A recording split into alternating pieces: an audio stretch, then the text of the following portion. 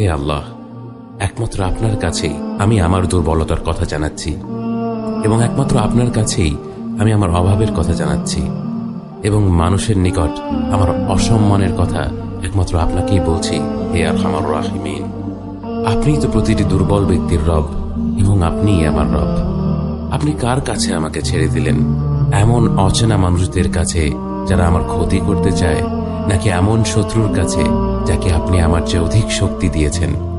হে আল্লাহ, যদি আপনি আমার উপর রাগ না করে থাকেন তাহলে এর কিছুতে আমার কিছু আসে যায় না, কিন্তু আপনার আশ্রয় পেলে আমার পরিস্থিতি আরেকটু সহনীয় হবে। হে আল্লাহ, আমি আপনার চেহারার নূরের কাছে আশ্রয় চাই, যা সব অন্ধকারকে উজ্জ্বল করে দিয়েছে, যা দুনিয়া এবং আখিরাতের সব বিষয়ের সংশোধক।